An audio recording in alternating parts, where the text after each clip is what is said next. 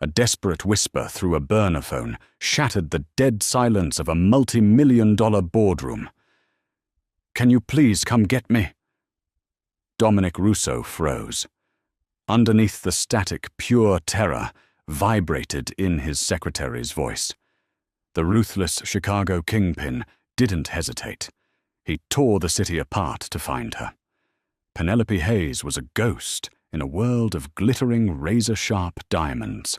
At 28, she served as the executive secretary for Russo Holdings, a legitimate real estate and logistics empire that served as the polished, bulletproof glass, hiding the most dangerous crime syndicate in Chicago. In a criminal underworld populated by supermodel mistresses, sleek assassins, and mob wives wrapped in Prada and Pilates-toned bodies. Penny stood out simply because she didn't fit. She was fat. She didn't use the euphemisms her mother favored, big-boned, voluptuous, chunky. She was a size 22, navigating a city of size 2s. When she walked through the marble foyer of the Russo Tower on Wacker Drive, the sharp-eyed enforcers and sleek female associates looked right through her. To them, she was a piece of the furniture, a human filing cabinet, wrapped in a sensible wool blend from Lane Bryant. But to Dominic Russo, she was the central nervous system of his entire operation. Dominic was a man sculpted from ice and violence. He wore custom Brioni suits, drove a heavily armored Mercedes Maybach S680, and could order a man's disappearance with the flick of a Rolex-clad wrist. Yet he never made a move, never signed a contract, and never walked into an ambush without Penny's clearance. She possessed a photographic memory and a logistical genius that rivaled the top partners at Kirkland and Ellis, the law firm they frequently retained for their clean business. She knew the offshore routing numbers, the shell companies in the Cayman Islands, and exactly which aldermen were on the Russo payroll. Because the rest of his world deemed her invisible, they also deemed her harmless. That was their first fatal mistake. It was a freezing Tuesday afternoon when the trap was sprung. Dominic was locked in negotiations with a cartel representative from Sinaloa, brokering a delicate shipping route through the port of Chicago. Penny had been dispatched to handle a seemingly routine errand retrieve, the finalized title deeds for a warehouse district from Arthur Pendleton, a low-level associate and Port Authority liaison, who operated out of a dilapidated office near Goose Island. The assignment was supposed to take 20 minutes. Penny pulled her heavy plus-size trench coat tighter around her waist as she stepped out of her Uber. The wind whipping off the Chicago River was biting. She clutched her leather briefcase, her boots crunching over iced-over gravel. Something immediately felt wrong. Pendleton's black Lincoln Navigator was parked haphazardly near the loading dock, but the security cameras mounted above the door, which she had personally catalogued 3 months ago, had their wires clipped. She swallowed hard, her heart pounding against her ribs. Just drop the paperwork, get the flash drive, and leave, she told herself. Penny pushed open the heavy steel door. The reception area was dark, smelling of stale coffee and industrial cleaner. "Arthur," she called out, her voice trembling slightly. No answer. She walked slowly toward his back office. As she approached, the low murmur of voices bled through the thin drywall.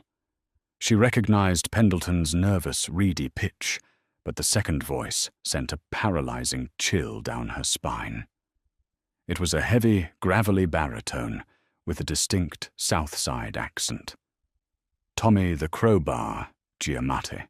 He was a ruthless capo for the Moretti family, Dominic's oldest and bloodiest rivals. "I told you she's coming," Pendleton was stammering. "Russo sends her for everything. The fat secretary. She's bringing the ledger access codes." "And you're sure Russo doesn't know?"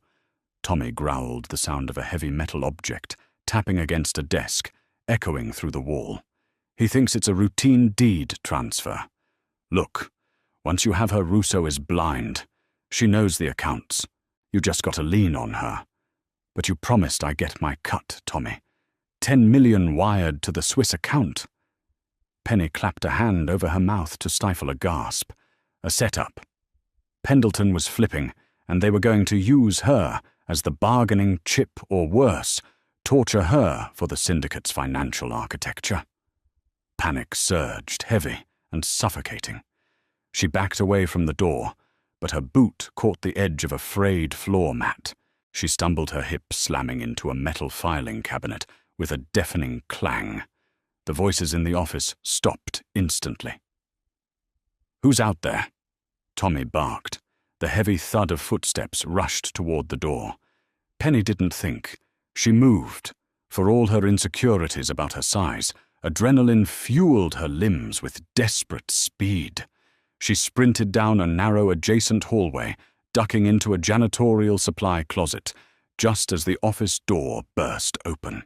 She pulled the door shut, sinking to the cold linoleum floor among mop buckets and industrial bleach, plunging herself into absolute darkness. "Find her!" Tommy yelled, his voice echoing in the cavernous warehouse. "Lock the exits. If she gets a call out to Russo, we're dead." Penny's hands shook so violently she could barely unzip her purse. She bypassed her standard smartphone. They would have signal jammers or be tracking it. Instead, she reached into the hidden lining of her bag and pulled out a cheap, disposable Nokia burner phone Dominic had given her 2 years ago. Only for an emergency pen, he had told her, his dark eyes intense. "You dial this and I drop the world." She held her breath, hitting the speed dial. The phone rang once, twice. Outside the closet, she heard the heavy boots of Moretti's men kicking open doors down the hall. "Please," she prayed, "please pick up." In the glass-walled penthouse of Russo Tower, the tension was thick enough to choke on. Dominic sat at the head of a massive mahogany table, flanked by his underboss and a team of high-priced corporate lawyers. Across from him sat the cartel liaisons, their expressions unreadable. Dominic was mid-sentence, outlining a $60 million laundering front, when the secure phone in his inner breast pocket vibrated. He paused. Only 3 people in the world had that number. 2 of them were dead. "Excuse me," Dominic said, his voice a low, gravelly rumble that commanded instant silence. He stood up, turning his back to the room, and stepped toward the floor-to-ceiling window overlooking the Chicago skyline. He pressed the phone to his ear. "Speak." At first there was only the sound of ragged, terrified breathing. Then a whisper so small, so utterly broken, it made the blood in his veins turn to Freon. "Dominic!" It was Penny. She never called him by his first name during business hours. It was always Mr. Russo. "Can you please come get me?" she whispered, her voice cracking. Dominic's posture went rigid. The polished corporate facade vanished, replaced instantly by the apex predator of the Chicago underground. "Where are you?" he demanded, his tone dropping an octave. "Pendleton's office. Goose Island. It's a trap, Dominic. Tommy Giamatti is here. They're looking for me. They want the offshore ledgers." A loud crash echoed through the speaker, followed by Penny's muffled whimper. "They're in the hallway. Dominic, I'm scared." "Listen to me, Penny." Dominic said, his voice eerily calm, a stark contrast to the absolute rage detonating inside him. "You stay hidden. You breathe quietly. I am coming. Do you understand? I am coming right now." The line went dead. Dominic slowly lowered the phone.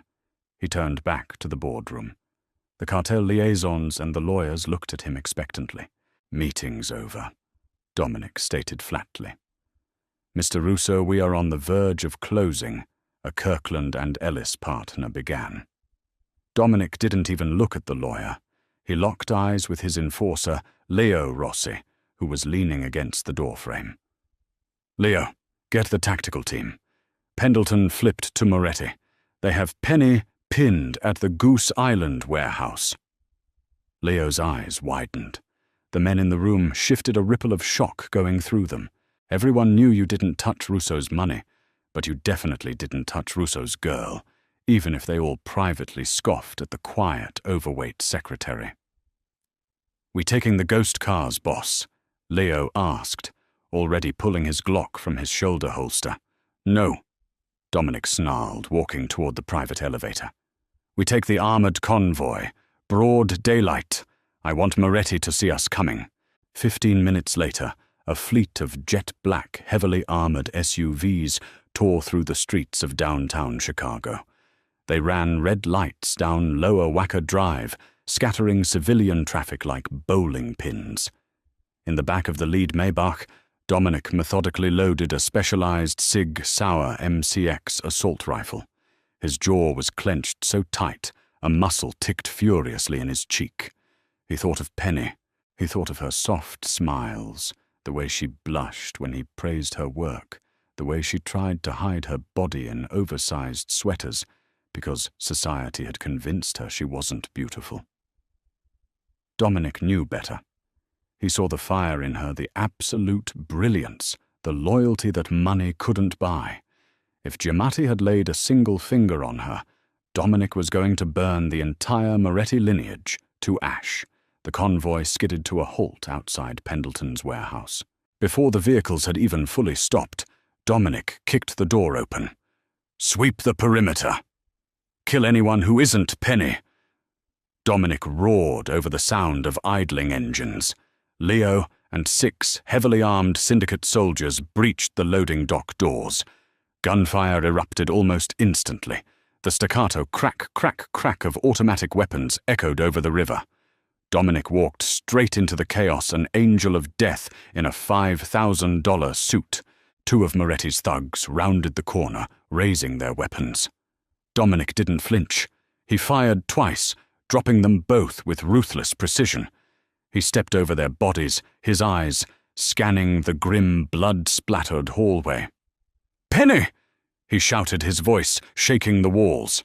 At the end of the hall, the door to Pendleton's office was kicked open. Tommy Giamatti stepped out, holding a terrified, bleeding Arthur Pendleton by the collar. Tommy sneered, though his eyes darted nervously at the heavily armed men surrounding him. "Back off, Russo!" Tommy yelled, pressing the barrel of a pistol to Pendleton's temple. "We got your rat, and your fat little secretary is around here somewhere. We leave, or I start executing people." Dominic's expression was a mask of terrifying indifference. He raised his rifle. "Pendleton is dead to me anyway." He pulled the trigger. The bullet grazed Tommy's shoulder, tearing through his bicep. The capo screamed, dropping the gun and stumbling backward. Leo was on him in a second, slamming the butt of his rifle into Tommy's jaw, knocking him unconscious. Pendleton fell to his knees, sobbing. "Where is she?" Dominic demanded, grabbing Pendleton by the throat and slamming him against the drywall.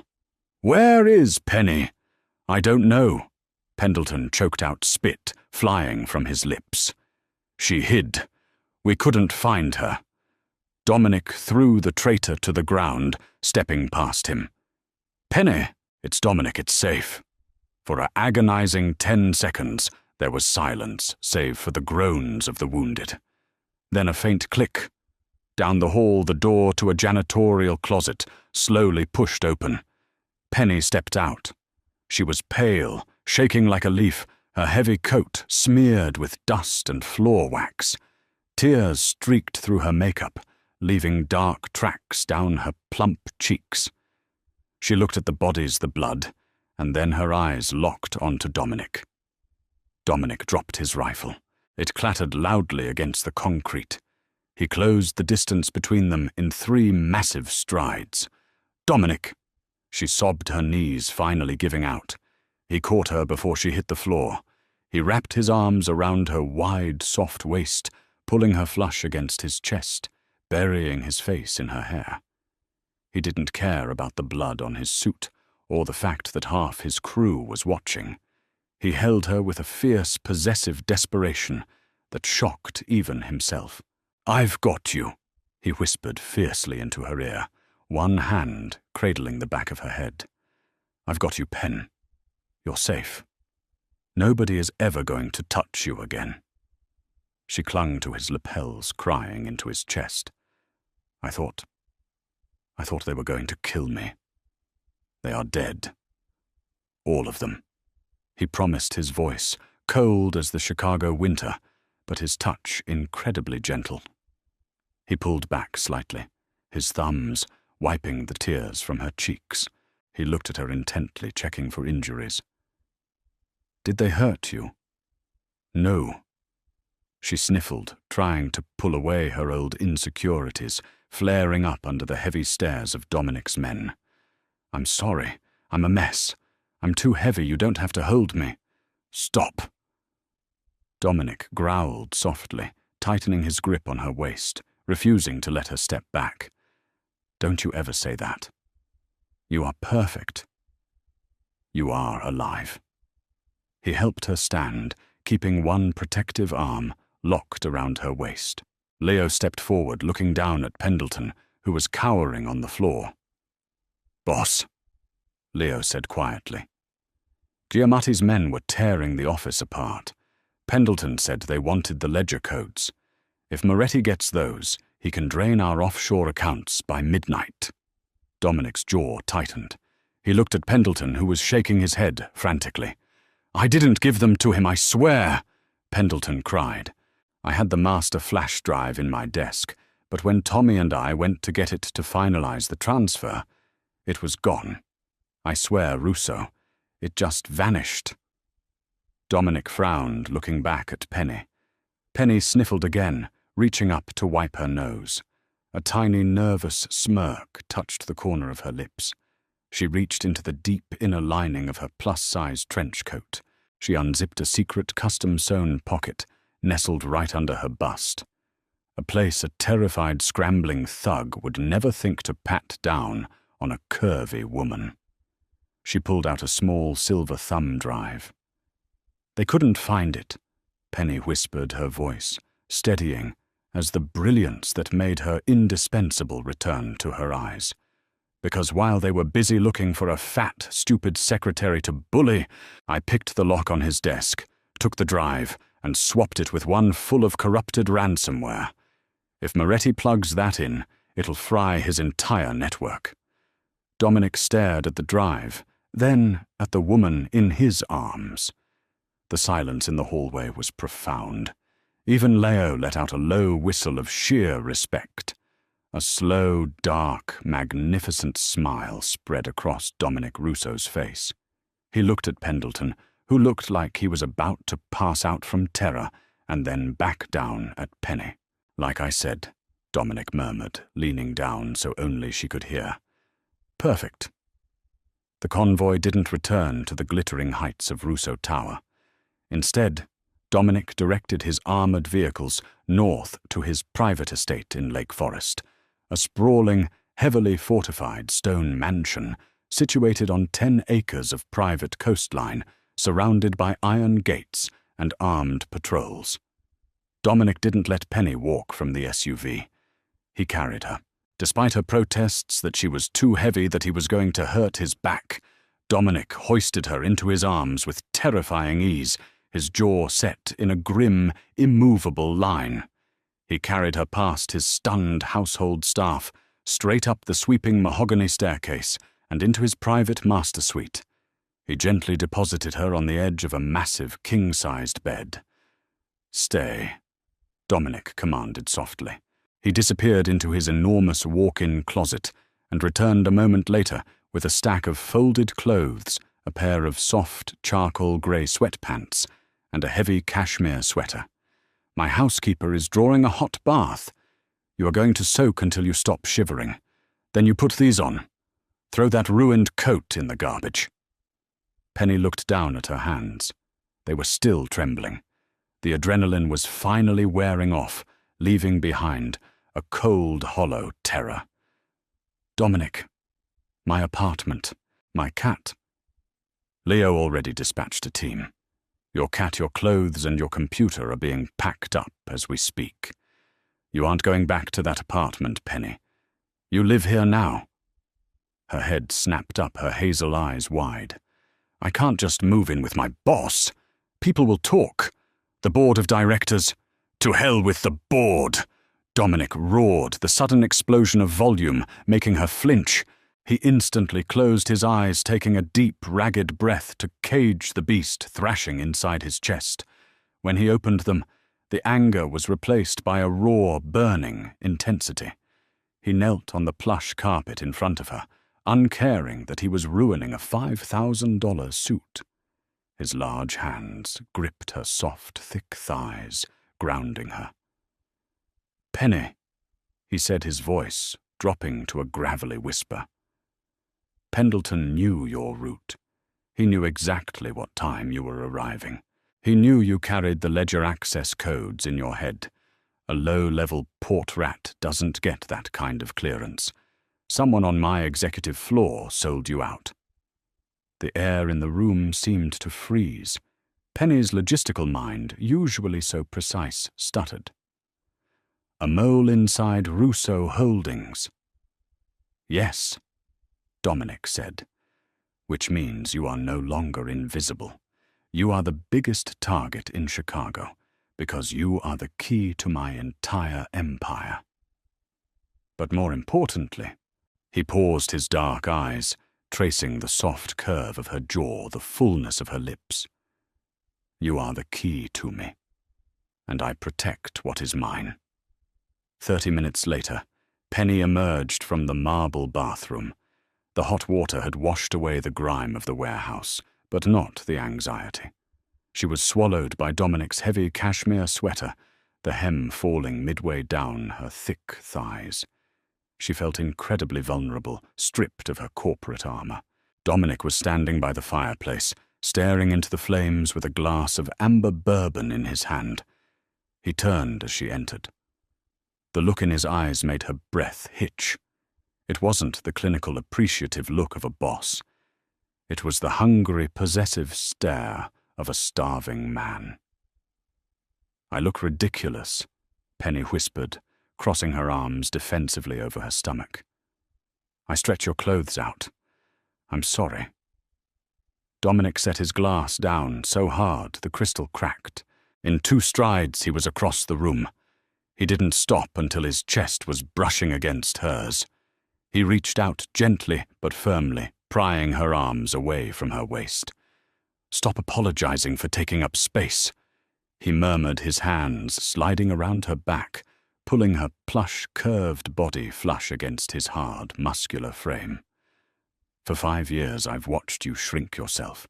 I watched you hide behind ugly desks and oversized coats because those skeletal, Botoxed women in my lobby made you feel like you weren't enough." He buried his face in the crook of her neck, inhaling the scent of her damp hair. "You are magnificent, Penny. Every soft inch of you drives me out of my mind. You outsmarted a cartel, crippled a rival syndicate with a fake flash drive, and survived an ambush. You aren't just a secretary. You're a queen. My queen." Tears pricked Penny's eyes, but this time they weren't born of fear. A spark of heat, of pure, unfiltered power ignited in her chest. She looked up into the eyes of the most dangerous man in the city, and for the first time, she didn't see a boss. She saw her partner. "Dominic." She breathed, her hands sliding up the lapels of his ruined suit. "If there's a mole, I know how to find them. Give me a laptop. Give me the server logs from the last 48 hours. A predatory smile curved Dominic's lips. He kissed her forehead, a brand of absolute ownership. "Whatever you need, Maya Regina." By 3 a.m., the fire had burned down to embers, but the blue light of the laptop illuminated Penny's determined face. Dominic sat beside her, his arm draped possessively over the back of her chair. "Got him," Penny whispered, her fingers flying over the keys. "Show me," Dominic demanded. The encrypted email that tipped off Tommy Giamatti didn't come from the warehouse. It was routed through a proxy, but the originating IP address matches a private server on our executive floor. She hit a final key, bringing up a name. It was Richard Lawson. Dominic's jaw locked. Richard Lawson, his lead corporate attorney, the man who sat across from him during the cartel negotiations. Lawson had access to everything, including Penny's schedule. Lawson, Dominic growled, rolling his shoulders as violence radiated from his frame. I'm going to skin him alive. No, Penny said, her voice surprisingly cold, snapping the laptop shut. Dominic looked at her, surprised by the dark resolve in her hazel eyes. If you just kill him, Moretti will know we're on to them, Penny explained, tapping her manicured fingernail against the mahogany desk. Lawson thinks I'm dead, or at least captured. He thinks the ransomware drive is the real ledger. We use that. We don't just kill Lawson, Dominic. We let him lead us to the head of the snake. We take down the entire Moretti family tonight. 48 hours later, the abandoned train depot on the south side of Chicago was cloaked in thick fog. Don Moretti, the aging but brutal head of the rival family, stood in the center of the tracks, flanked by 20 heavily armed enforcers. Beside him stood Richard Lawson, shivering in his expensive overcoat. Russo is desperate, Lawson sneered, checking his watch. His accounts are frozen. The flash drive Giamatti retrieved initiated a lockdown. He's bleeding money by the second. He's coming to beg for a merger, Don Moretti. He comes alone or we gun him down, Moretti rasped, chewing on a cigar. Headlights cut through the fog. A single black Maybach rolled into the depot, the engine purring like a caged panther. The doors unlocked with a heavy clack. Dominic Russo stepped out. He wore a perfectly tailored black suit, no tie, and no visible weapons. He looked entirely too calm for a man walking into a firing squad. Russo. Moretti barked, gesturing with his cigar. You got nerve, I'll give you that. Where's your muscle? Where's your fat little numbers, girl? My boy Tommy says she's slipped away, but she can't hide forever. Penny doesn't hide anymore, Dominic said, his voice echoing through the damp depot. He reached back and offered his hand. From the shadows of the Maybach stepped Penelope Hayes. But she was no longer the mousy secretary in a Lane Bryant trench coat. She wore a custom-tailored crimson wrap dress that hugged every lush curve of her body, completely unapologetic in its boldness. A black cashmere coat was draped over her shoulders, and her hair tumbled in thick, confident waves. In her hands, she held a sleek silver tablet. Lawson's face drained of all color. No, that's impossible, Tommy said. Tommy is an idiot. Penny interrupted her voice, ringing out crisp and authoritative. She didn't stand behind Dominic. She stood right beside him, an equal. And so are you, Richard. Moretti scowled, raising a hand to signal his men to raise their rifles. Enough talk. You're outmanned, Russo. Surrender your territories, or you both die right here. I think you misunderstand the situation, Don Moretti, Penny said, tapping the screen of her tablet. That flash drive Arthur Pendleton gave your men. It wasn't just ransomware. It was a Trojan horse. The second your IT guys plugged it into your mainframe to try and steal our money, it created a backdoor bridge directly into yours. Moretti froze. What are you talking about? She means... Dominic smiled a terrifying, bloodthirsty grin. That you don't own a dime anymore. I have spent the last 48 hours systematically draining every single offshore account shell company and legitimate business the Moretti family owns. Penny stated calmly, pulling up a series of banking interfaces on her tablet. Your Cayman accounts, empty. Your Swiss deposits gone. Even the pension fund for your legitimate sanitation unions has been routed into a decentralized crypto wallet that only I have the key to. You are completely bankrupt, Don Moretti. You're lying. Lawson shrieked, panic breaking his voice. Penny pressed one final button.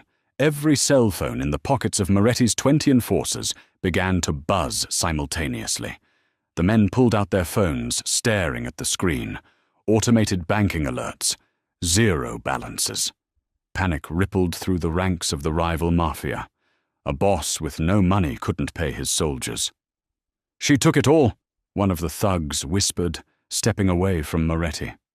"Kill them," Moretti screamed, his face turning purple with rage. "Shoot them both. Nobody moved." "They won't shoot," Dominic said, stepping forward, his presence suffocating the space. "Because as of 60 seconds ago, they work for me. Any man who walks away right now keeps his life and gets double his usual rate, courtesy of the Moretti severance package." The click of safeties being engaged echoed through the depot. One by one, Moretti's men lowered their weapons and melted back into the fog, leaving the Don and the traitorous lawyer completely alone. Dominic didn't even look at Lawson as he pulled a suppressed pistol from the small of his back. He fired twice. Don Moretti crumpled to the pavement dead before he hit the gravel. Lawson fell to his knees, openly weeping. "Dominic, please. Please, we were partners. I can fix this." Dominic looked down at the pathetic man, then turned his gaze to Penny. "Your call, Mia Regina." Penny looked at the man who had sold her out, the man who had treated her like an invisible, disposable pawn. She felt no fear, only the cold, unyielding strength of the empire she had just secured. "Leave him," Penny said coldly. "A traitor with no money and no protection in Chicago won't last the night anyway." Dominic chuckled a low, rich sound. He holstered his weapon and wrapped his arm around her soft, curved waist, pulling her tight against his side. The night was cold, but surrounded by his strength, Penny felt nothing but warmth. "Let's go home, Mrs. Russo," Dominic murmured, pressing a kiss to her temple. Penny smiled, leaning into the chest of the monster, who loved her exactly as she was. "Take me home, boss." If this story kept you on the edge of your seat, please smash that like button and share it with your fellow romance lovers. Don't forget to subscribe to the channel and hit the notification bell so you never miss another thrilling, steamy audio drama.